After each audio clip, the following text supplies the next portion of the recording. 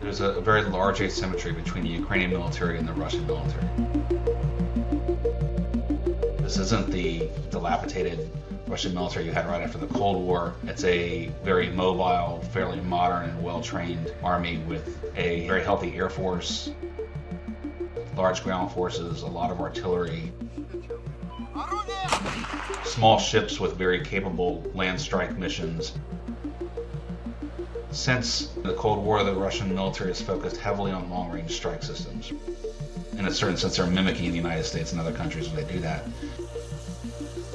The Russians have built up their military presence in Crimea since 2014, and so you have, refurbished air bases. You have additional naval assets in the Black Sea.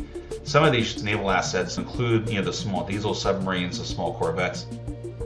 Each of these platforms has a long-range strike capability, and that's one of the real big differences in the Russian military. And in addition to any aircraft you have conducting strikes from the Russian mainland, you could also have strikes coming from the Black Sea. When you look at the Russian laydown on the other side of the border, you're talking 60 to 70 battalion tactical groups. That's the kind of unit that we focus on. That ranges anywhere from 600 to 1,000 people, generally averages about 800 and several hundred tanks, armored personnel carriers. That's a larger force than what you see in Ukraine. The Ukrainian military, if we go back to 2014, was already far behind. While they've made improvements in both their professional corps, they've modernized some, they have some new air defense systems. The Ukrainians now have some Stingers.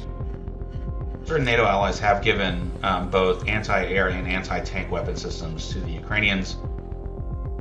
The Javelin missiles that the Ukrainians have received are very capable systems, and so I'm sure the Russians are a bit concerned about those. Both sides have ground forces, both have Russian-made air forces. The Russian side's larger and more modernized than the Ukrainian side. Russia has an extensive rail network and practices moving these troops on a regular basis. It doesn't come without cost. Right? After a while, if you have soldiers just sitting in place, you start to lose proficiency, people start getting bored, people start getting lazy, and there's also just the political cost of having all of this stuff there and not using it.